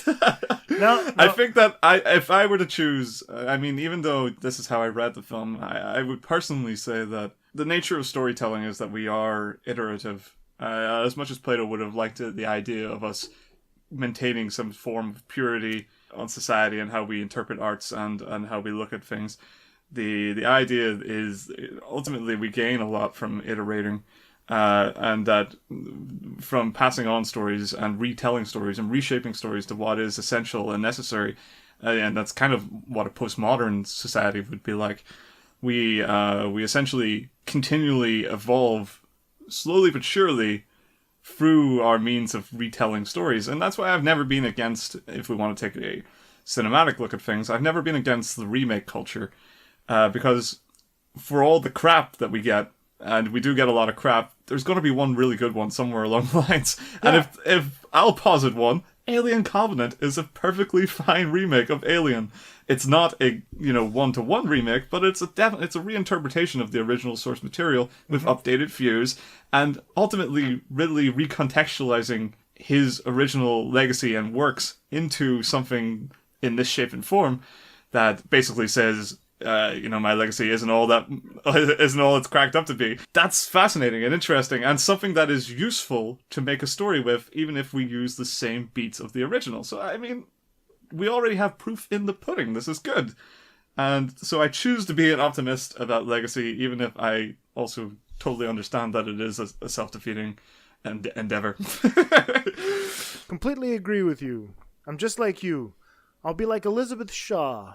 I choose to believe in this franchise. Like 5 minutes later, chest open on operating table. I take the role of the fanatic, clearly, here on this three-sided straw. So you are the third side of the straw. That's right. Some would say it's invisible. Some say the third side of a straw doesn't exist, but you know better. Yeah.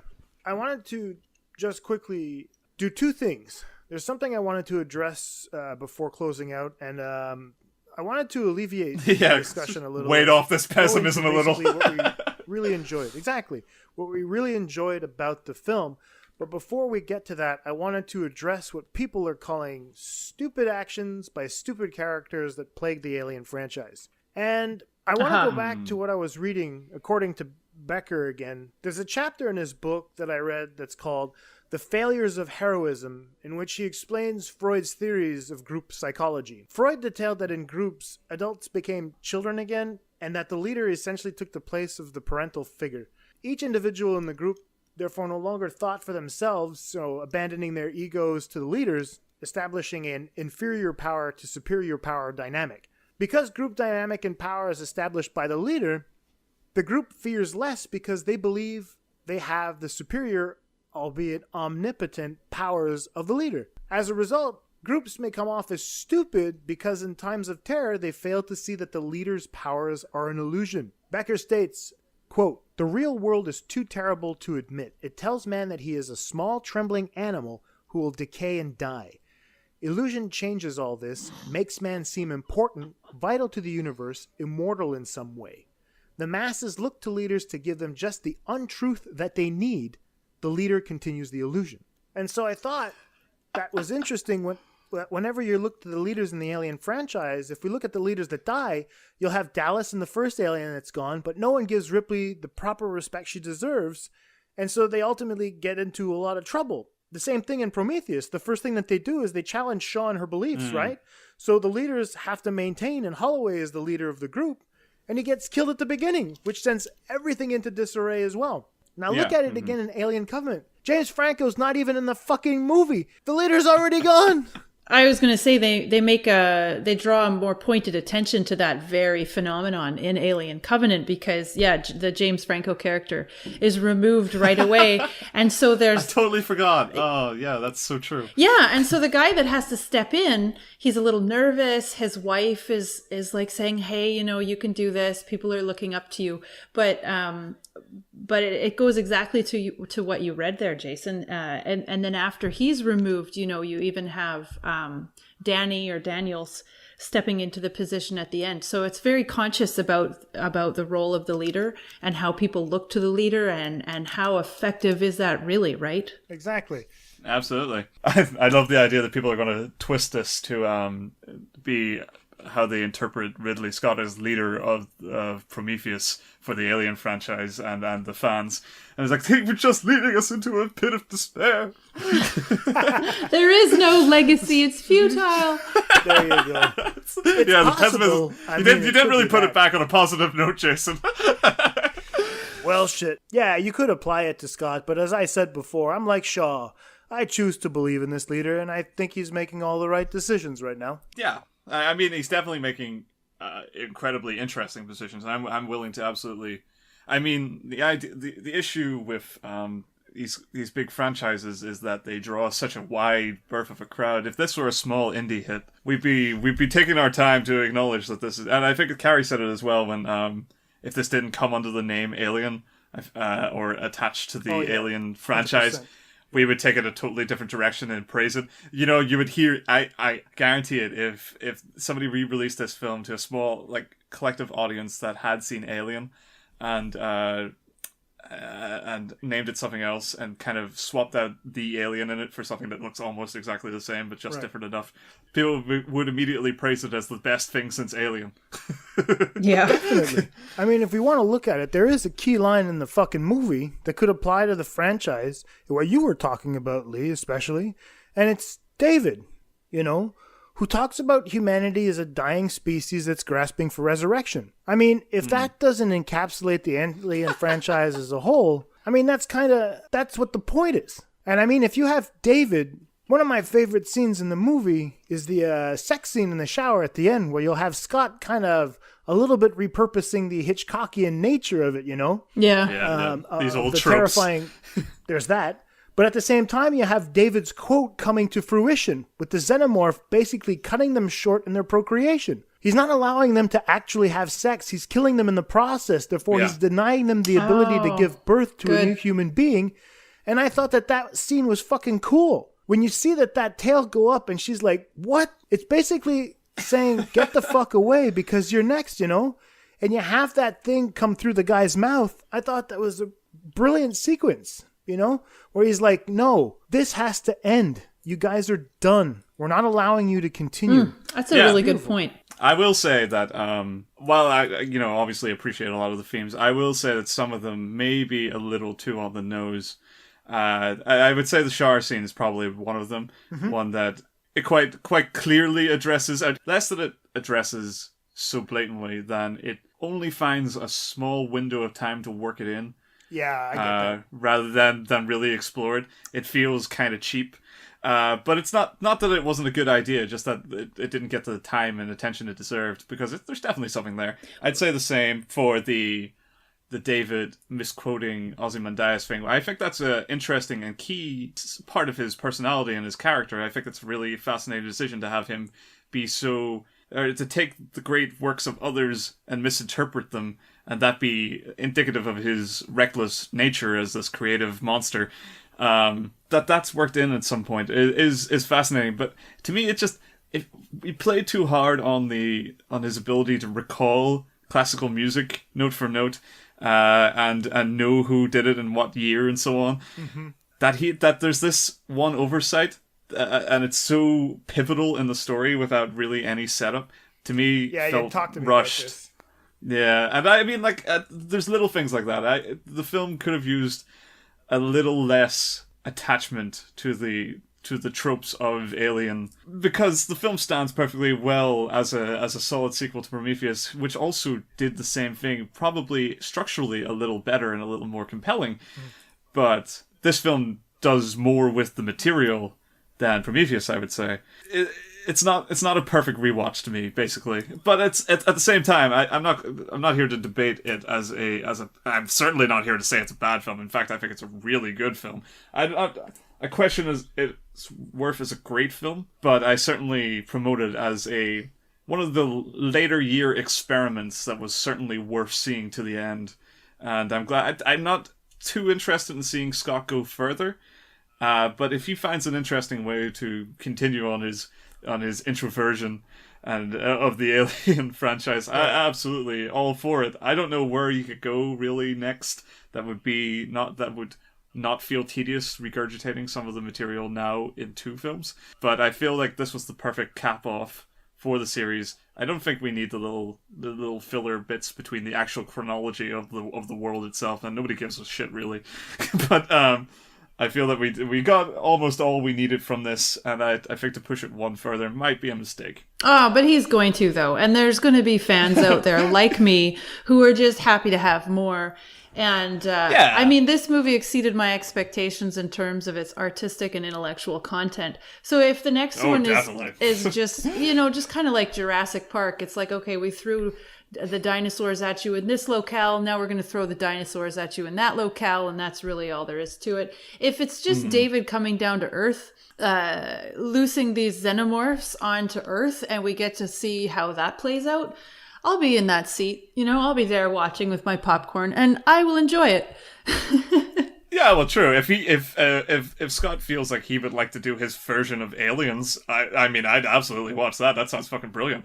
I don't know. I'm looking forward to seeing this. Like I said, I mean, to me, because they're very personal films, in my opinion anyway, obviously, some people are going to listen to this and Jason's lost his fucking marbles. Well, both our theories very much backed you up there, I think, so, yeah. But I'd agree. And I'm not a psychologist. We're all going to be called out. But this is a fitting way to end the second season of Atlantic Screen Connection. In my opinion, I mean, going back to the really hardcore analysis of films, which is what we like to do most of the time. And I really want there to be another one of these. Maybe not 2, but another one just to cap it off. I hope there's 5 or 6. Now who's the monster? Have you learned nothing from this? I'm kidding. I'm kidding a little bit. I think that would cheapen the thing. All right. So, have you guys detailed your favorite scenes in the film? Mine was the shower scene, like I said. Really? I'm very surprised at that. Oh, but I mean, there's so many. But I thought that one was fun because, I mean, I could name a bunch. I like the spores. I like the infection in the ear. I like the nose. I like the transformation of the aliens. Yeah. I like the tension that there was in the ship. For the first birth of the one that comes out the guy's back. I don't know. Oh, that was great. Yeah, that's wonderful. What I was going to say. Was my cool. favorite. I mean, that was just irrespective of all the readings of all the alien mythos. What's so cool about that scene is that it's a very, very fun and very real individual scare that highlights that sort of human panic. Yeah. And has nothing really, I mean, I'm sure there's a way to tie it into the story if you want, but I think just the way it highlights the terror of decision making in a moment like that, and that you just lock them in and you don't know what to do, so you just leave them there to die. I mean, that was I could totally understand that. Not that I'd say I would do the same in the same position, but I mean, I got it, And to me, I was just like, wow, I have not seen this in an alien film. I've probably seen some similar kind of things before, but it was just a really tense, well thought out scene. Yeah. And I enjoyed it irrespective of the rest of the story, and it was great. Yeah, I love that scene too. For me, I think my favorite image from the whole movie was the floating head in the pond. Nice. Yeah. Which they used 3 times. Yeah, I was going to say, I think that Scott enjoyed it so much that you keep coming back to it. People come running in looking for her. And not only that, every time they come in, it's just as the head is turning towards the camera. It's never just facing down. Exactly. And you've got it's like the floating head comes to greet them, hi. There's an intention there. Sorry about that. Go with that. Oh, I was just going to say, you've got the sound of the dripping water. It's just, it's great. It's a great scene. I mean, set. I welcome the use of liquid that was very much missing in Prometheus. This one is drenched in liquid. Alien Covenant is soaking to the brim in whether it's blood or weird alien goop or all like a water. rainforest terrain as well. It's very damp film. The floating head to me, I read a little bit too far into this one, and this might be reaching a little, but I thought it was a reference to St. Peter denying Christ 3 times before the crucifixion. And I thought it was interesting because of the subversion of the Chris giving birth to the Antichrist, people not wanting to admit to seeing this devil, this satanic thing, this advent of the Antichrist. You'll have this denying 3 times of what the hell is going on in that pond, So I thought that it was kind of cool. Very good. Definitely reading too much into it, but that's great. Yeah, but that's it. So, guys, would you recommend Ridley Scott's Alien Covenant? Obviously. Okay. Lee. Clearly. Yeah, no, absolutely. I mean, I really enjoyed it initially as just a fun horror sci-fi film. I mean, it is kind of I love science fiction in general, but this is just a good all-round popcorn crowd-pleasing film that also happens to be working on a number of levels in ways that I enjoy to see in films. So it's got that sort of come back to revisit appeal that goes straight to me, but even just to general audiences, I'd say ignore the anti-hype that's going around. This film is just a really enjoyable time, and if you don't take it too seriously, you'll still enjoy it. If you take it too seriously but don't want to put in the effort to understanding it, then you're not going to enjoy it. It's a shame, but yeah, what can you do? I'm 50-50 on recommending it. As much as I liked it, as much as I really love it for the reasons I love it. And the thing is that if you're walking into this film, thinking that it's an alien film, that second act is going to get bogged down. You're going to be like, what the fuck is going on? I didn't think so. You haven't seen Prometheus. And so, I mean, you really have to understand the concepts of that are going on in Prometheus to actually find an appreciation for Covenant's second act. And so, because it's buried in all the jargon and all the references and things like that, I don't know if someone who's basically just this casual viewer, he's expecting to go in and watch the gore film that is essentially the last 15 minutes of the movie.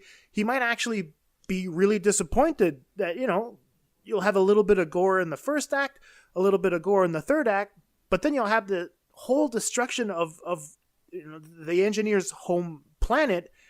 Everybody's going to be like, what the fuck is going on? Who is this? He comes in, I saw him in an Assassin's Creed. Doesn't he look exactly like that with the hood? I think it could actually be confusing to an audience that wants to see it as an action film. They'll all be like, what the fuck are they talking about? Okay, so I'm a little... You're 50-50. saying you don't recommend it on its own as a standalone. If you haven't seen any of the Alien or Prometheus movies, this isn't the first one to see. I don't think that's too much of a criticism, though, because that would be like walking into Godfather 3 and being like, I don't understand. I just disagree. I mean, I think that while all that interesting information and intellectual side of things is really fun and quite, prevalent in the second act, what's also working at the exact same time is very standard tension. I mean, every scene is dimly lit. There's creepy little hints at something going wrong. We're seeing drawings of aliens we haven't even met yet. We see this guy that just genuinely can't be trusted. You don't need to know who he is. Okay. I think that, yes, you'll be missing out on a couple of things, but I genuinely... I'm not very forthcoming with telling people to watch Prometheus again. I mean, I hadn't seen it in about 4 or 5 years. Once I sat this, I thought I had forgotten most of it. But to be honest, I didn't feel like what I walked away with was very much informed by my relationship to Prometheus. That's fair. I felt that I just enjoyed it from a general standpoint of being a well put together horror film. What I'm saying is just essentially, you're not walking into what the trailers told you are walking into. So just be a little more cautious, is what I'm saying. Yeah, absolutely. I mean, if you got to the end of this podcast and that's what you want to walk away with as well, it's going to be ridiculous. Like, now you're way too prepared. Listen to these pretentious fucks talk about psychology and chaos theory and fucking Plato. But that's what people come here for, right? Hopefully. The pretentious fucks? Exactly, hopefully, yeah. There are a lot of people that are looking forward to disagreeing with us. Bring it on. I cherish it. All right, cool. But I mean, we could have gone on for a long fucking time. I mean, I went through half my notes. We already have. Exactly, so we're going to have to end it out there. Shall we close this out, sir? Absolutely. Excellent. So, Carrie, thank you once again. I can't think of a better person with who to close this season 2 out with than you, my dear. And it was so cool to get to go to the movie twice with you. This was great. Yeah, like I was telling you, I think it's the first time in my life I've gone to see the same movie in the theaters twice. Yes, you did mention that. That was so cool. Yeah. Really? Excellent. So where can we find you online, miss? All right. So, yes, I mostly am just on Twitter these days, at Carrie Lynnland. So that's at CarrieLynnland. I've been a guest on this show before and on the earlier Film Faculty podcasts, and I occasionally submit some blog posts to Jason at his filmfaculty.wordpress.com. Yeah, so I actually was interested in, I've got a lot more ideas and details to support my analysis with the chaos theory there, so I'm interested in doing this up in longer version for a blog post, which hopefully I will have done and out there fairly soon, and these guys will be able to put the link to that in the show notes, so stay tuned if you're hungry for more on KS theory. Absolutely. Yeah. Yes. Definitely. I think other than that too, I've finally started to put out some episodes on the New Books Network. So if you search for that, those are scholarly or interviews with authors of scholarly books. And so I'm host of the New Books in Secularism channel. I want to give another shout out to Hugo's podcast. You can find him at Hugo's, Hugos podcast. And this guy is doing, he's basically reading through the Hugo Award winners, the novels that have won the science fiction Hugo Awards. He's not doing it in order because he didn't want to get bogged down with the 1950s, 60s stuff, which I think was a good decision. So he's bringing a guest on to every show, and they just talk about these excellent science fiction books. I'm going to be a guest on that probably later in August, but what I've heard from those guys so far is just really, really quality chats about good science fiction. So if you're into that, I would definitely point you in their direction. That's at Hugo's podcast. And so I'll be putting out links to that as well on my Twitter feed as they come out. So yeah, that's where people can find me. Awesomeness. Lee, where can we find you, sir? Yeah. So if you're looking to interact with me, you can find me at Big Pick Reviews on Twitter. I also post stuff to our Atlantic Screen Connection Facebook and Instagram page. I do some hot takes and stuff like that. I might do some videos while I go to America next month, so I might have some fun things to show you if I see anything interesting. So definitely keep an eye out on those feeds. But if you want to see my reviews, I mean, nothing's in the pipeline for the moment being because I'm on a bit of a hiatus and Jason's going to be taking over editing duties at the site. But if you want to read my review for Alien Covenant, which would be handy, it's very short and it's a little wordy in a flirty kind of way. You can read that at bigpicturereviews.co.uk. And also some other takes, not on Alien per se, but what about King Arthur? We totally didn't do that on the show, and Darren did a good review for it, so absolutely you could read that, for example. Should I check it out? The movie? The film? he enjoyed it for what it's worth, but I mean, it was still like C+, so I mean... Alright. No. Cool. Alright, so my name is Jason Michael. You can find me at AtlanticSC on Twitter. Check out the Facebook page. I want to thank everyone for tuning in to this season of Atlantic Screen Connection. We'll be back, sometime in July? Yeah, absolutely. Lee? Something like that? Yeah. I would say we're going to start recording again at the end of June, so probably first episode of Season 3, we're likely to launch somewhere early July. Cool. And so that's it. So this basically goes out as big shout-outs to Mike Deniston from War Machine vs. Warhorse. Thank you so much for all your time, the time that you spent with me online. David Hart from Pop Culture Case Study, for all the time that you spent with us, promoting the show especially. So cool. I want to say a thank you to Tim Costa, Hermano De Silva, and Walter Vinci from the First Time Watchers podcast. We love playing their promo on the show, and I was on there recently, so thanks again for having me over. I'm looking forward to doing that again sometime soon. big shout out to JD and Brendan from In Session Film. They keep promoting the show, so big thanks, and I'm looking forward to disagreeing with you guys on Alien Covenant, obviously. Of course. A big shout out goes to Vince Leo, Quipster himself. Thanks for putting up with us. Always a pleasure to listen to the short reviews. I love that podcast so much, so check that out. Shout out to Mark of the Covenant, who's always great to interact with. Give him a follow on Twitter at LDiablito_72. Thanks so much for being a cool guy. Chelsea Williford, thank you again for coming on the show. Very lovely to have you. Yuche, mwah, big kiss to you. Obviously a big shout out to Colin Llewellyn from Another Film Podcast, Sarah Bent, Emerald Williams, Daniel Schubad from Get Real Movies, and last but not least, the always wonderful Sheila. Thank you so much for your support and for quite simply being awesome. We're looking forward to talking to you guys again soon. Thanks again for your support. Let us know what you thought of the Alien Covenant movie and our discussion on the film. Lee and I are both looking forward to getting back to talking film, but for now, I'm going to spend time with my kids, my girlfriend, and I'm going to have coffee with Carrie so we can still debate all this shit. Thank you so much, everyone. Take care. That's it for AtlanticSC Season 2. Yeah. Bye-bye. Bye.